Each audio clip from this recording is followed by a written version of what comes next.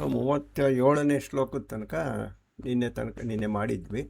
ಈಗ ಅರ್ಜುನ ಕೃಷ್ಣನನ್ನು ಕುರಿತು ಹೇಳ್ತಾ ಇದ್ದಾನೆ 37ನೇ ಶ್ಲೋಕದಲ್ಲಿ. ಸ್ಮ ಅಚ್ಯತೇನ ನಮೇರ್ ಮಹಾತ್ಮನ್, ಎಲೈ ಮಹಾತ್ಮನೇ, ಯಾವ ಕಾರಣದಿಂದ ನಿನಗೆ ಅವರು ನಮಸ್ಕರಿಸದೆ ಇದ್ದಾರೋ. ಅವರು ಅಂದರೆ ಹಿಂದಿನ ಶ್ಲೋಕದಲ್ಲಿ ಹೇಳಿದಿರ್ತಕ್ಕಂಥ ಸಿದ್ಧರ ಗುಂಪುಗಳು. ಈ ಸಿದ್ಧರಿದಾರಲ್ಲ, ಕಪಿಲರೇ ಮಹಳ, ಕಪಿಲ ಮುನಿ ಮುಂತಾದ ಅನೇಕ ಸಿದ್ಧರಿದಾರಲ್ಲ, ಅವರು ಯಾವ ಕಾರಣದಿಂದ ನಿನಗೆ ನಮಸ್ಕರಿಸದೇ ಇರ್ತಾರೆ. ಗರೀಯಸೇ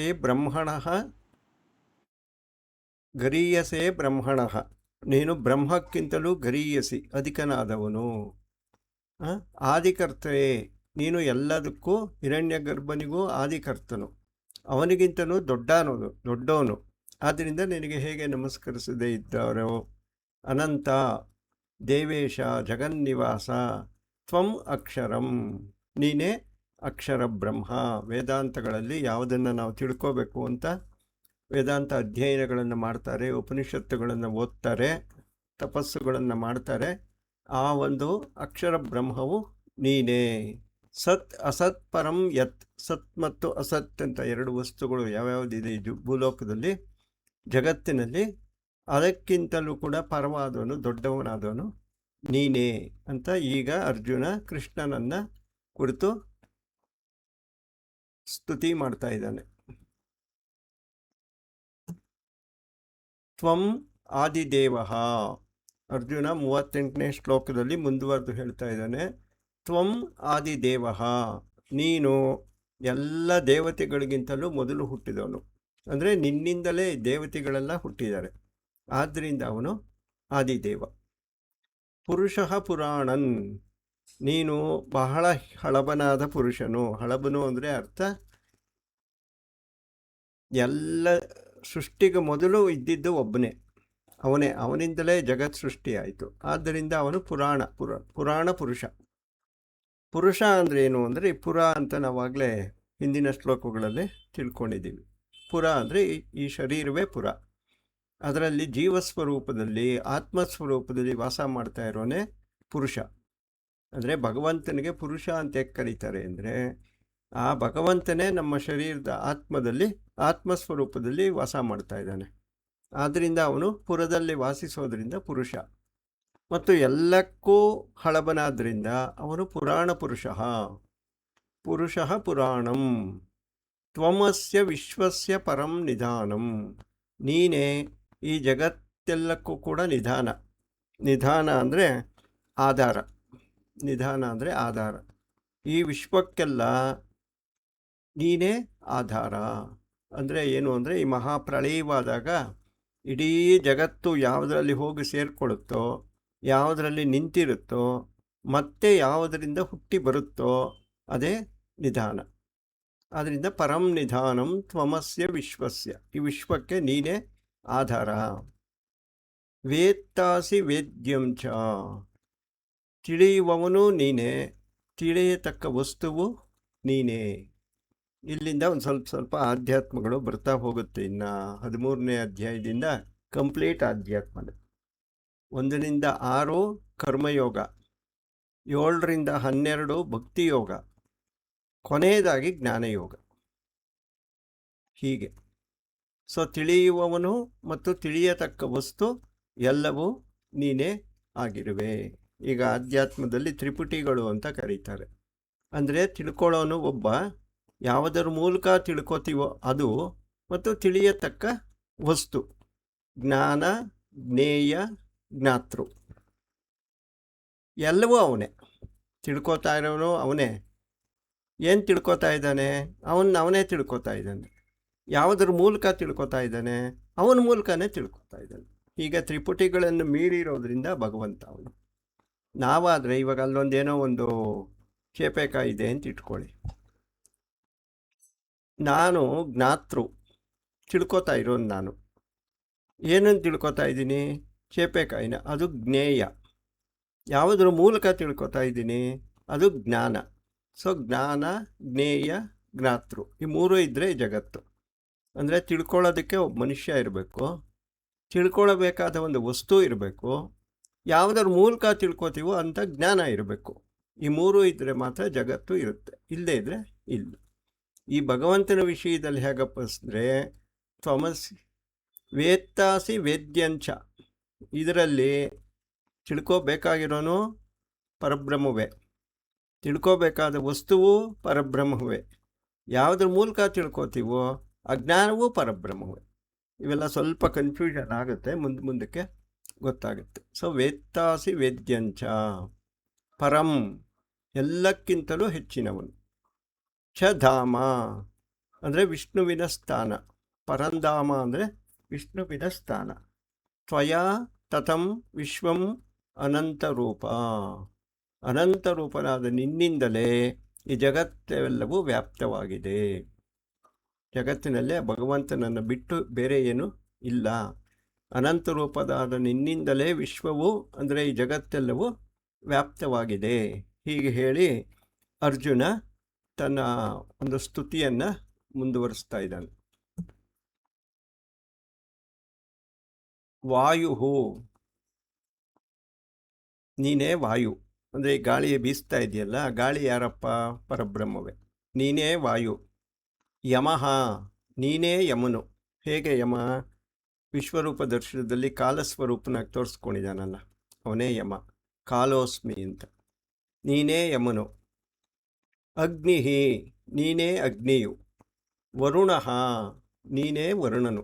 ವರುಣ ಅಂದರೆ ಯಾರು? ನೀರಿಗೆ ಒಡೆಯನಾದ ದೇವತೆ. ಸೊ ಇದರಲ್ಲೆಲ್ಲ ಬಂದ್ಬಿಡುತ್ತಲ್ಲ, ಪಂಚಭೂತಗಳೆಲ್ಲವೂ ಕೂಡ ಭಗವಂತನೇ. ಭಗವಂತನ ಸೃಷ್ಟಿಯಲ್ಲ, ಭಗವಂತನೇ ಪಂಚಭೂತಗಳು. ವಾಯುರ್ ಯಮಃ ಅಗ್ನಿರ್ ವರುಣ. ಶಶಾಂಕ, ಚಂದ್ರನು ನೀನೇ. ಶಶಾಂಕ ಅಂದರೆ ಚಂದ್ರ. ಆಮೇಲೆ ಪ್ರಜಾಪತಿಸ್ತ್ವಂ, ನೀನೇ ಪ್ರಜಾಪತಿ. ಪ್ರಜಾಪತಿ ಬ್ರಹ್ಮ ಅಂತ ಕರಿತೀವಲ್ಲ, ಅಂದರೆ ಈ ಪ್ರಜೆಗಳನ್ನು ಸೃಷ್ಟಿ ಮಾಡಿದಂತಹ ಬ್ರಹ್ಮ ಪ್ರಜಾಪತಿ ಬ್ರಹ್ಮ. ಇವನು ಕಶ್ಯಪರೇ ಮೊದಲಾದ ರೂಪದಲ್ಲಿ. ಇವಾಗ ಕಶ್ಯಪರೇ ಮೊದಲಾದ ಸಪ್ತ ಋಷಿಗಳಿದ್ದರು, ಅವರಿಂದ ಈ ಜಗತ್ತು ಸೃಷ್ಟಿಯಾಯಿತು ಅಂತ ನಾವು ಸಪ್ತ ಋಷಿಗಳ ವಿಷಯದಲ್ಲಿ ತಿಳ್ಕೊಂಡ್ವಿ. ಆ ಕಶ್ಯಪನೇ ಮೊದಲಾದ ಪ್ರಜಾಪತಿಯೂ ನೀನೇ. ಪ್ರಜಾ ಪ್ರಪಿತಾಮಹಶ್ಚ, ಪ್ರಪಿತಾಮಹ, ಪಿತಾಮಹ ಪ್ರಪಿತಾಮಹ ಅಂದರೆ ತಾತ. ತಾತನೂ ನೀನೇ. ಏಕೆ ಅಂದರೆ ನೀನು ಬ್ರಹ್ಮನಿಗೂ ತಂದೆ, ನಿನ್ನಿಂದಲೇ ಬ್ರಹ್ಮನೂ ಸೃಷ್ಟಿಯಾದ. ಆದ್ದರಿಂದ ನೀನು ಪ್ರಪಿತಾಮಹಶ್ಚ, ಈ ಜಗತ್ತಿಗೆ ತಾತನೂ ನೀನೇ, ಮುತ್ತಾತನೂ ನೀನೇ, ತಂದೆಯೂ ನೀನೇ, ತಾಯಿಯೂ ನೀನೇ, ಎಲ್ಲವೂ ನೀನೇ. ನಮೋ ನಮೋಸ್ತೇಸ್ತು, ನಮಸ್ಕಾರ. ನಮೋಸ್ತೇಸ್ತು, ನಿನಗೆ 1000 ಬಾರ ನಮಸ್ಕಾರವಿರಲಿ. 1000 ಬಾರಿ ನಮಸ್ಕಾರ ಮಾಡಿದ್ರೂ ತೃಪ್ತಿ ಆಗ್ತಾ ಇಲ್ಲ ಅರ್ಜುನನಿಗೆ. ಇನ್ನೂ ಒಂದ್ಸರಿ ನಮಸ್ಕಾರ, ಅದ್ಯಾವುದೋ ಒಂದು ಧಾರಾವಾಹಿ ಬರೋದಲ್ಲ, ನಮಸ್ಕಾರ ನಮಸ್ಕಾರ ಅಂತ ಹೇಳೋರು ಯಾವುದೋ, ಆ ರೀತಿ ಎಷ್ಟು ಮಾಡಿದ್ರೂ ತೃಪ್ತಿ ಇಲ್ಲ ಅವನಿಗೆ. ಪುನಶ್ಚ ಭೂಯ ಅಪಿ ನಮೋ ನಮಸ್ತೆ. ಕೃಷ್ಣ, ಇನ್ನೊಂದು ಸರಿ ಹೇಳ್ತಾ ಇದ್ದೀನಿ ನಮಸ್ಕಾರ ನಮಸ್ಕಾರ ಅಂತ. ಶ್ರದ್ಧಾ ಭಕ್ತಿಗಳಿಂದ ಎಷ್ಟು ನಮಸ್ಕಾರ ಮಾಡಿದ್ರೂ ಅರ್ಜುನನಿಗೆ ಸಾಲ್ತಾ ಇಲ್ಲ. ನಮಸ್ತೋ ನಮೋ ನಮಸ್ತೆ ನಮೋ ನಮಸ್ತೆ ಅಂತ ಆ ಒಂದು ವಿಶ್ವರೂಪನಾದ ಕೃಷ್ಣನನ್ನು ಸ್ತುತಿ ಮಾಡ್ತಾ ಇದ್ದಾನೆ. ಆದ್ದರಿಂದ ಪಂಚಭೂತಗಳು, ಸೂರ್ಯಚಂದ್ರರು, ಪ್ರಜಾಪತಿಗಳಾದ ಕಶ್ಯಪರೇ ಮೊದಲಾದ ಋಷಿಗಳು ಮತ್ತು ಬ್ರಹ್ಮನಿಗೂ ಮೂಲವಾದ ಪ್ರಪಿತಾಮಹಶ್ಚನು ಎಲ್ಲವೂ ನೀನೇ. ನಮಃ ಪುರಸ್ತಾತ್. ಈಗ ವಿಶ್ವರೂಪ ಹೇಗೂ ಅಂದರೆ ಎಲ್ಲ ದಿಕ್ಕುಗಳಲ್ಲಿಯೂ ವ್ಯಾಪಿಸ್ಕೊಂಬಿಟ್ಟಿದೆ, ಒಂದು ಕಡೆ ಇಲ್ಲ, ಎಲ್ಲ ದಿಕ್ಕುಗಳನ್ನು ವ್ಯಾಪಿಸ್ಕೊಂಡಿದೆ. ಆದ್ದರಿಂದ ಅರ್ಜುನ ಹೇಳ್ತಾ ಇದ್ದಾನೆ, ನಮಃ ಪುರಸ್ತಾತ್, ನಿನಗೆ ಪೂರ್ವ ದಿಕ್ಕಿನಲ್ಲಿ ನಮಸ್ಕಾರ ಮಾಡ್ತಾ ಇದ್ದೀನಿ, ಅಲ್ಲೂ ನೀನೇ ಇದ್ದೀಯ.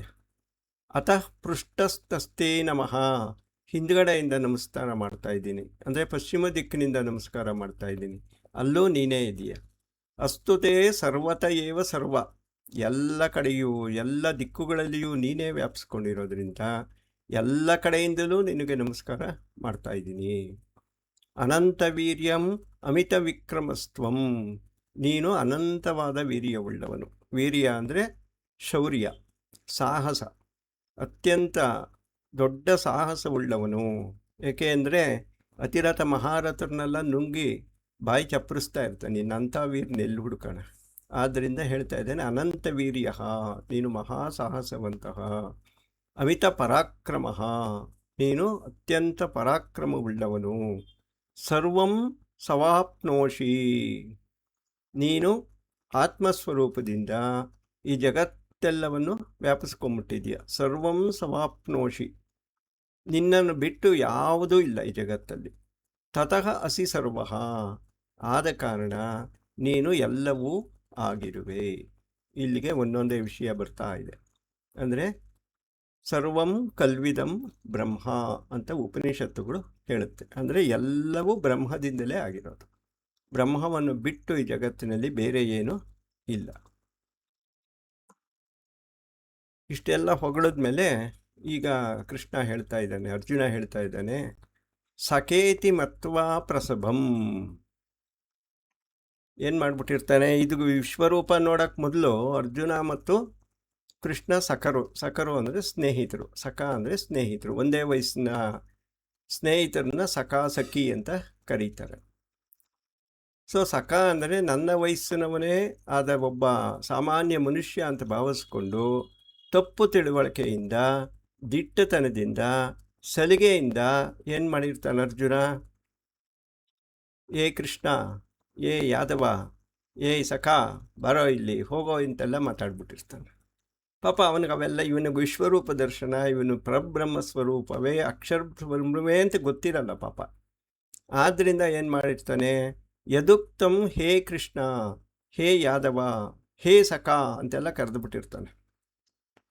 ಅಜಾನತಾ ಮಹಿಮಾನಂ, ಏನಕ್ಕೆ ಆ ರೀತಿ ಕರೆದಿರ್ತಾನೆ ಅಂದರೆ, ಅರ್ಜುನ ಹೇಳ್ತಾ ಇದ್ದಾನೆ, ವಿಶ್ವರೂಪವೆಂಬ ಈಶ್ವರನಾದ ನಿನ್ನ ಮಹಾತ್ಮೆಯನ್ನು ತಿಳಿದೇ ನಾನು ಹಾಗೆ ಹೇಳ್ಬಿಟ್ಟಿದ್ದೀನಪ್ಪ.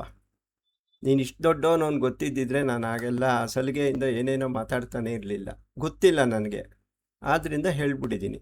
ಮಯಾ ಪ್ರಮಾದಾತ್ ಪ್ರಣಯೇನ ವಾ ಅಪಿ. ಪ್ರಮಾದ ಅಂದರೆ ಏನು ಅಂದರೆ, ಚಿತ್ತವು ಎಲ್ಲೋ ಹೋಗಿರುತ್ತೆ. ಇವಾಗ ನಮ್ಮ ಮನಸ್ಸು ಎಲ್ಲೋ ಇರುತ್ತೆ, ಏನೋ ಮಾತಾಡ್ಬಿಟ್ಟಿರ್ತೀವಿ, ಎಲ್ಲೋ ಇರುತ್ತೆ, ಏನೋ ಕೆಲಸ ಮಾಡಿಬಿಟ್ಟಿರ್ತೀವಿ. ಆ ರೀತಿ ತಪ್ಪುಗಳು ಮಾಡಿದ್ದನ್ನು ಪ್ರಮಾದ ಅಂತ ಕರೀತಾರೆ. ಆದ್ದರಿಂದ ಮಯಾ ಪ್ರಮಾದಾತ್, ನನ್ನ ಚಿತ್ತವು ಎಲ್ಲೋ ಹೋಗಿದ್ದರಿಂದ ನಾನು ಹಾಗೆ ಹೇಳಿರ್ಬೋದು. ಅಥವಾ ಪ್ರಣಯೇನ, ಸ್ನೇಹದಿಂದ ಕೂಡ ನಾನು ಆ ಮಾತುಗಳನ್ನು ನಿನ್ನ ಹತ್ರ ಹೇಳಿರ್ಬೋದು. ಆದರೆ ಕಾರಣ ಏನೇ ಇದ್ದರೂ ಕೂಡ ನೀನು ಇಷ್ಟು ದೊಡ್ಡ ಅಕ್ಷರ ಬ್ರಹ್ಮ ಅಂತ ನನಗೆ ಗೊತ್ತಿರಲಿಲ್ಲ. ಆದ್ದರಿಂದ ನಿನ್ನನ್ನು ನಾನು ಕೃಷ್ಣ, ಯಾದವ, ಸಖ, ಇನ್ನೂ ಏನೇನೋ ಎಲ್ಲವನ್ನು ಕರೆದುಬಿಟ್ಟಿದ್ದೀನಿ. ಯಚ್ಚಾವಹಾಸಾರ್ಥಂ ಅಸ್ಕೃತೋ ಅಸಿ, ಅಪಹಾಸ್ಯಕ್ಕಾಗಿ ಪರಿಹಾಸ್ಯವೆಂಬ ಪ್ರಯೋಗ. ಇವಾಗ ಪರಿಹಾಸ್ಯ ಮಾಡ್ತೀವಲ್ಲ, ಇವಾಗ ನಾವೇ ಏನೋ ಒಂದೇ ಏಜವ್ರು ಕೂತ್ಕೊಂಡಿದ್ದಾಗ ಏನೋ ತಮಾಷೆಗೊಂದು ಒಬ್ಬರನ್ನ ತಮಾಷೆ ಮಾಡ್ತಾ ಇರ್ತೀವಿ, ಅದೇ ಪರಿಹಾಸ್ಯ. ಆ ಪರಿಹಾಸ್ಯ ಮಾಡ್ತಾ ಇರ್ತೀವಿ. ಕೆಲವು ಸರಿ ಏನೋ ತಿರಸ್ಕಾರ ಮಾಡ್ತಾ ಇರ್ತೀವಿ, ನೀನು ಏನು ಮಾಡಿದ್ದೀಯ ಬಿಡೋ ನೋಡಿ, ನಾನು ಇವೆಲ್ಲ ಮಾಡಿದ್ದೀನಲ್ಲ ಅಂತ ತಿರಸ್ಕಾರ ಮಾಡ್ತಾ ಇರ್ತೀವಿ. ಏನಕ್ಕೆ? ಸಲಿಗೆಯಲ್ಲಿ ಮಾಡ್ತಾ ಇರ್ತೀವಿ. ಆದ್ದರಿಂದ ಅಪಹಾಸ್ಯಕ್ಕೋಸ್ಕರವೋ, ಪರಿಹಾಸ್ಯಕ್ಕೋಸ್ಕರವೋ, ತಿರಸ್ಕಾರಕ್ಕೋಸ್ಕರ ನಾನು ಈ ರೀತಿಯೆಲ್ಲ ಮಾತಾಡಿದ್ದೀನಿ. ವಿಹಾರ ಶಯ್ಯ ಆಸನ ಭೋಜನೇಶು, ಯಾವಾಗ ಮಾತಾಡಿದ್ದೀನಿ? ವಿಹಾರ ಅಂದರೆ ಏನೋ ಕೈ ಹಿಡ್ಕೊಂಡು ವಾಕಿಂಗು ಅಲ್ಲಿ ಇಲ್ಲಿ ಹೋಗ್ತಾ ಇರುವಾಗಲೂ ಮಾತಾಡಿದ್ದೀನಿ. ಆಮೇಲೆ ಶಯ್ಯ, ಒಂದೇ ಎಲ್ಲೋ ಕಾಡಲ್ಲಿರ್ತಾರೆ ಅಥವಾ ಎಲ್ಲೋ ಪಿಕ್ನಿಕ್ ಹೋಗಿರ್ತಾರೆ, ಒಂದೇ ಕಡೆ ಮಲಗಿರ್ತಾರೆ, ಅವಾಗ ಕೂಡ ಮಾತಾಡಿದ್ದೀನಿ. ಅಥವಾ ಕೂತ್ಕೊಂಡು ಮಾತಾಡ್ತಾ ಇರುವಾಗಲೂ ಆ ಥರ ಮಾತಾಡ್ಬಿಟ್ಟಿದ್ದೀನಿ. ಅಥವಾ ಭೋಜನ, ಊಟ ಮಾಡುವಾಗ ಕೂಡ ಏ ಕೃಷ್ಣ ಬರ ತಿನ್ನೋ ಅಂತ ಏನೋ ಮಾತಾಡ್ಬಿಟ್ಟಿದ್ದೀನಿ. ಇವೆಲ್ಲ ಮಾಡಿದ್ದೀನಲ್ಲ. ಅದು ಆ ಮಾಡುವಾಗ ಏಕೋ ಅತ, ನೀನೊಬ್ಬನೇನೂ ಇರ್ಬೋದು, ಅಪೇಚ್ಯುತ ತತ್ಕ್ಷಮಂ ತತ್ ಅಕ್ಷಮಂ, ಬೇರೆಯವರು ಜೊತೆಗಿರ್ಬೋದು, ಗೊತ್ತಿಲ್ಲ ನನಗೆ. ಬೇರೆಯವರು ಇದ್ದಾಗಲೂ ಅವರೆದುರಿಗೂ ನೀನು ಅವಮಾನ ಮಾಡಿಬಿಟ್ಟಿರ್ಬೋದು.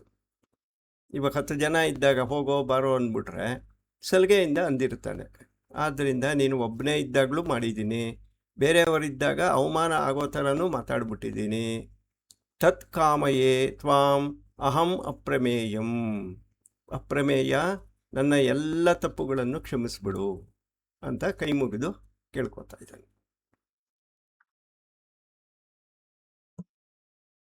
ಇಲ್ಲಿ ಮತ್ತೆ ಕೃಷ್ಣನನ್ನು ಹೊಗಳ್ತಾ ಇದ್ದಾನೆ.